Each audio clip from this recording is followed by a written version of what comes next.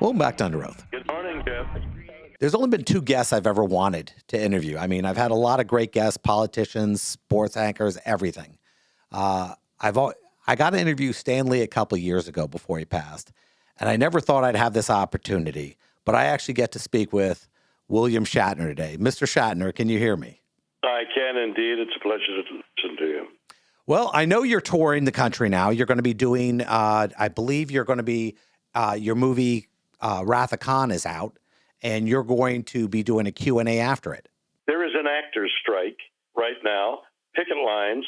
We actors who are all in deep sympathy with how so many actors are being treated, the new advent of technology. So there is a strike that, and the lines, the picket lines of which I cannot cross. But I, in talking with the lawyers at the union, have been able to structure this evening of entertainment whereby a movie is played prior to my coming to the theater. So I'm not in the theater. You go see this film if you wish. And then I'll come to the theater after the film is over, immediately get on stage and talk about a variety of subjects. And there are certain names I can't say, but maybe the audience will grasp what I'm talking about. And I tiptoe, without cutting across picket lines, I tiptoe through some of the subjects that I might be questionable about whether I could say anything. But we get through it, and there's a large variety of things that we can talk about, that I do talk about, and we have the best time, the audience and I, in the theater that evening. So I am on stage live after the movie. Well, you know, the good thing is your fans actually will get to speak with you. Now, you have done a ridiculous amount of Q&As in the last 30, 40 years. And I assume they hit these questions that you just can't even remember. You know, does it ever get old, or are you just so happy that these people, you know, have such this great love for you? Well, you see, you just hit upon it. The fact that I, after all these years, can go out and get in front of what is usually a large audience and talk to them and make them laugh and make them cry and entertain them for a lengthy time is a boon. I mean, how many people get the opportunity to entertain year after year? I've been on stage all my life. It's a natural place for me to be, and I'm there that evening. Tell me which theater I'm at and what day I'm in. Well, you're November 8th, you're in Tampa, Florida. November 9th, you're in Fort Lauderdale. November 10th, you're in Melbourne.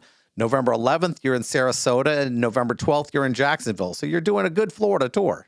I'm doing a 5-city tour of southern Florida on those dates. And, long ago, I would see these music people go on tour and think, that sounds like fun or dramatic, or I'd love to do it. And eventually, I began to tour in shows that I had written or became part of. And over the years now, I've done a lot of touring around the world in various European countries and Canada and Australia. I've done a lot of touring. So touring is very tough. The ability to get, for example, to 5 cities in 5 days is physically demanding.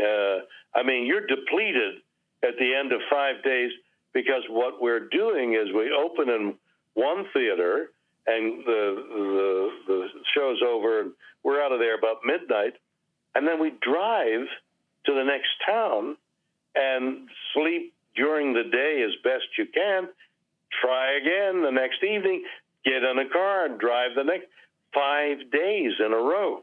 And it is, by the end of a 5-day tour, it's exhausting. And yet, there's something really noble about it. I've entertained all those thousands of people. It's been a journey, and something I never forget. Now, I've been a huge fan for years. I mean, I remember, without mentioning a movie, you did this movie where you basically played yourself and your vulnerabilities and what it was like to be famous and how people treat you a certain way. And Eric McCormick was in this movie that we will remain unmentioned. And one of the questions I always wonder is, how difficult is it for you when you meet somebody to know whether they're a genuine person or whether they're just, so excited to meet you? Well, I'm not sure that's germane to my meeting them. If I'm not going to judge what their motives are or whether there's a reality to them or an unreality. Everybody's got their mask. In fact, I wrote in my album, Call Me Bill, one of the songs is Masks. We all have masks. So I'm not my life's job is not to unmask you, but to accept your mask and show you mine and meet on a level ground. So I don't judge people when they come up to see me. The fact that they're coming up to see me is judgment enough. So it's amazing concept. One of the things that I really loved was watching you come back from space, and the first moment where they're interviewing you and they're talking to you about what it was like for you, the humanity you had on your face at the time. And I'm wondering, now that you've had a year to think about it, has anything changed as far as the feelings of what it was like and how it changed you? And apparently I said I don't want to forget what I'm feeling, and I haven't. And I'll talk about that at greater length. You can imagine it's too deep and profound to do that over a brief interview. But in the theater, if I'm asked that question, I can go into it a little more with a little more detail, how meaningful it was and what it meant to me. And I think it will, by extension, mean a great deal to the audience. Now, you've had the opportunity to travel the world and to meet just hundreds of thousands of people.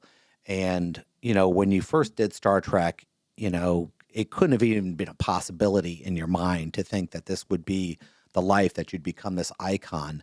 What do you think the greatest thing that you've been able to experience because of your fame? Well, God, last night, example, I was inducted into the San Diego Space and Aviation and Space Museum. I'm a pilot, was a pilot, I'm not current now. So I had a great deal, I had a number of flying experiences. And so I was down there, not knowing the people I was meeting. And then as I sitting at a table and people come up and I start to talk, I realize I'm in the company of a large number of heroes who, during no longer the Second World War, but all the wars that America has fought since the Second World War up until now, I'm in the company of people who had the courage, the real courage to face death and survive it and become victorious. And I'm in among giants. And so I gave a speech from my heart about this slow realization that where I was being inducted into, it's nice, to being absolutely floored by the quality of the people I was meeting and I was among. That was like one of the great evenings of my life, to meet heroes who had shot down 4 planes in one flight, and people who led battles, and these guys they're superior human beings. Their fast twitch muscles are better. Their thinking is better. They've survived time better. These are better human beings. And I was just so moved. at what I was experiencing yesterday had nothing to do with me as an actor, but had everything to do with me having, in some oblique, superficial manner, been able to come into contact with these people. That was a huge evening for me last night. Well, that's amazing, Mr. Shatner. I can't tell you, hearing that and seeing, people idolize you and you're able to look at other people in that same way. That's amazing. I want to thank you again for being on my show. And just to remind our audience out there that all over Florida, you have an opportunity to meet William Shatner and if you happen to see something else, that's fantastic too. Thank you so much.